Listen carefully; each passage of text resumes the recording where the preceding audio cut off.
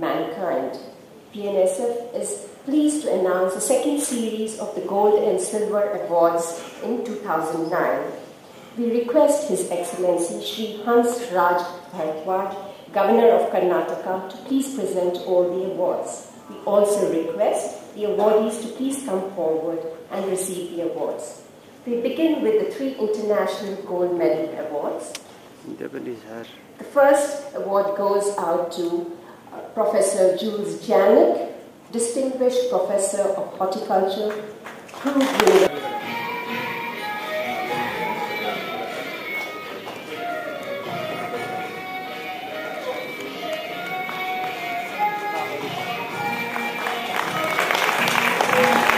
The second award goes out to Mohammad Sood, Director General of ICARA Syria, for the promotion of dryland horticulture.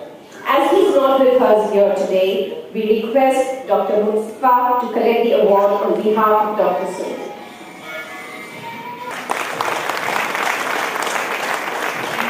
The third award, Gold Medal Award, goes. I request Dr. Prerna to receive the award on behalf of Dr. Badwai.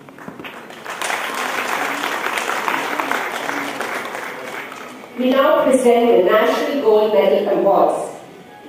The first Gold Medal Award goes out to Dr. R.S. Baroda, former Director General of ICARI, New Delhi, for the promotion of agricultural research. We request Dr. Kirti Singh to receive the award on his behalf. Dr. Baroda is not with us here today.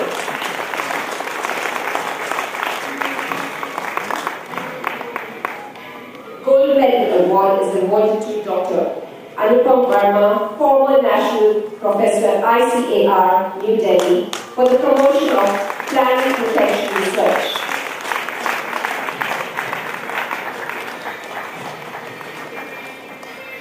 Gold Medal Award is awarded to Dr. S. Visulaya, former Vice Chancellor, University of Agricultural Sciences, Bangalore, for the promotion of economic agriculture.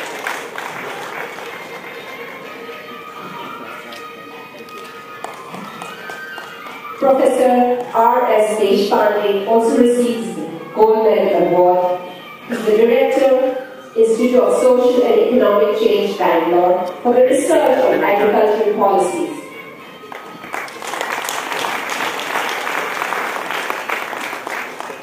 Gold Medal Award is awarded to Dr. K.V. Peter, former Vice Chancellor, University of Agriculture, Kerala, for the promotion of horticultural sciences.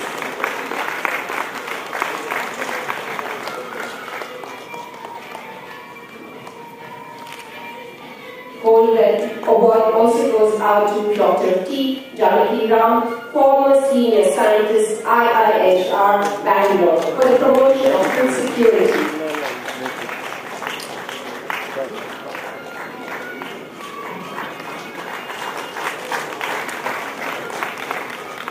We are now pleased to announce the 3 PNASF Silver Medals.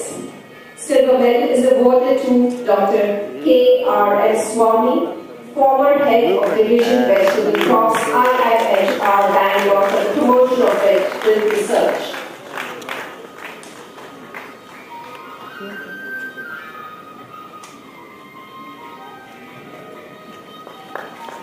Dr. B.S. Prabhakar also received the Silver Medal. He is the former Senior Scientist, IIHR. Silver Medal is being awarded to Dr. D.P. Kumar, Professor of Horticulture, University of Agricultural Sciences, Bangalore, for the promotion of horticultural science. This now concludes the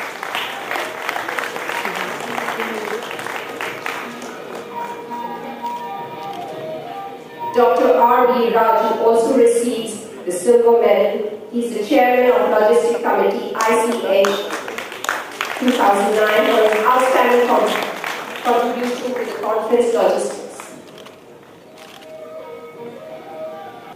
Minister Shri S.A. Ravindranath, Minister for Agriculture, the Government of Karnataka, Honorable Shri Basarraj Bommai, Minister for Major and Medium Irrigation, Government of Karnataka, Honorable Dr. Premnath, Chairman of Premnath Agriculture Science Foundation, Professor V.N. Chopra, former member of the Planning Commission, Government of India, Professor P.G.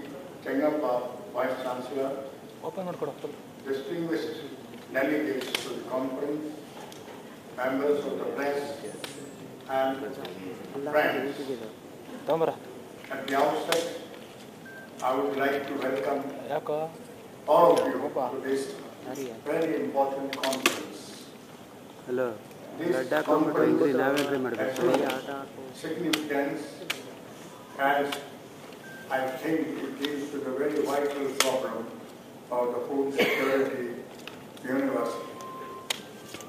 We have always understood and also believed that the universe is just one family.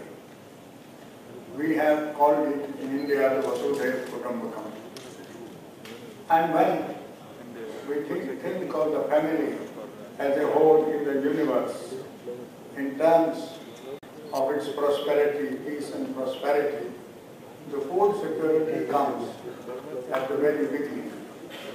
Because as you know, food is the basic security programs which include horticulture also. It is highly encouraging effort of the world community. And you are all aware that there is an anxiety world over in the matter of global food security. Particularly necessary because we are a vast country with very huge population to support. And any food insecurity creates tremendous problems for security of the country itself. We have seen food shortages many a times, but there were times when we could import food, when we could easily request friendly countries to send food for our help, and our friendly countries have helped also. But sooner our leaders, founding fathers, realized that for a sovereign and independent country, food security is the most elementary. And I must hasten to congratulate our scientists who have done tremendous good work in the last 40-50 years to give food security. I have personally known several professors, two of them are my colleagues in Rajya Sabha for the last one term, and they are still there. Professor Vishwanathan, he was there. He has done tremendous research in food. There are others in Punjab, I knew Professor Thapar, Randhawa, they have their universities there. And they did tremendous efforts in Karnataka. I'm told the Dharwad University and other universities have done very well. All over India, Pant University in Uttar Pradesh did very well. So there are universities which engage, particularly in the leadership of Mrs. Indira Gandhi at that time, that they did tremendous efforts to boost food security. Now there are universities and states which are devoting their efforts in horticulture also. Karnataka, for example, created a department of horticulture in the first state. But now I am very happy the state of Himachal Pradesh, where I was a student for several years, has done very well in horticulture. And they are exporting vegetable, fruit and vegetable to serve the entire country.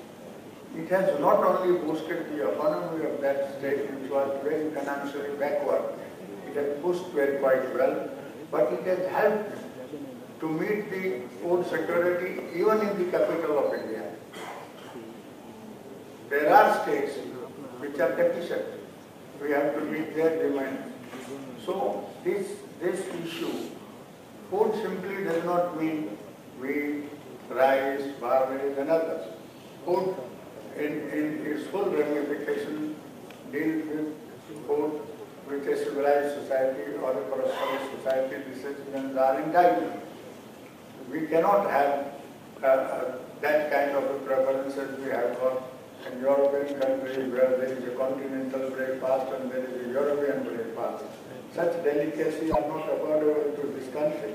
But indeed, there should be a wholesome breakfast for a man and wholesome food for nutrition, food for an ordinary man. That is the concern. And that is in my own humble view. I am not a scientist.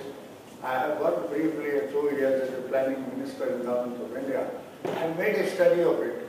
I personally feel that India should develop its food security problems, schemes, based on several aspects, not only in rice and wheat and barley and other coarse grains, but according to the terrain, according to the location and agriculture conditions of each state, they should blend. Dairy farming and vegetables constitute a very essential component. For example, pulses. Vegetarian society in India needs a lot of pulses, and there is a shortage of pulses in our country. We should, and oilseeds also. So these are problems that the scientists will continue to address for a better future for the country, better sustenance of the society, and better governance in the society. Without food security, there cannot be any peace and tranquility in the society. So this conference, which is devoting today to the horticulture, must also see how we can give full food security to the country. This is the time. I know nowadays the price hikes and the food security are major problem for the government, particularly at the central level, because we have to distribute food grains wherever there is a shortage. We have to store food grains. And I may also inform you, I am aware that there is no surplus food anywhere in the world today. If you just want more rice, you cannot have it for any price. Earlier we used to get it from our adjoining nations, Thailand, Vietnam and other places. But I am told it is no more available as readily as it was. So we will have to cover the deficit areas with other products. India has tremendous potential for milk products, for agriculture, other products. We should concentrate in diversifying according to the conditions of the society. This is a matter purely for the scientists, because they will study the soil, they will study the availability of water, and they will suggest ways and means, as it was done in the past, now also. So this conference, as a historic conference, is significant because they are not dealing with problems which are complicating the existence of the society. World is grappling with terrorism, with disaster, with catastrophes, but this is one conference which is discussing peace and progress of the society, as well as how to help the poor farmers. Farmer cannot be rewarded in terms of money. We have done it several times in the government. We want to increase. Firstly, there was no procurement directly by the government. So we introduced the state intervention into procurement matters, assuring minimum price. But that is not adequate because the inputs which are put in the agriculture, they have made agriculture more costly. Scarcity of water, scarcity of fertilizers, scarcity of medicines, all this makes the farmer tense. So then, do we increase the procurement price without any control? We have an agriculture commission which goes into the agriculture price. So they fix how much it has to be increased. After their recommendation, the government acts on that. But recently I know that we went beyond the recommendation of Agriculture Commission and gave them more remunerative prices. The result is, if you increase the remunerating prices, more prices, the consumer will be directly affected by that increase. And then it will lead to a price escalation of the food items. And when you increase the prices of food, then society is going to revolt against the government. These are basic considerations. So we have to keep the prices at a reasonable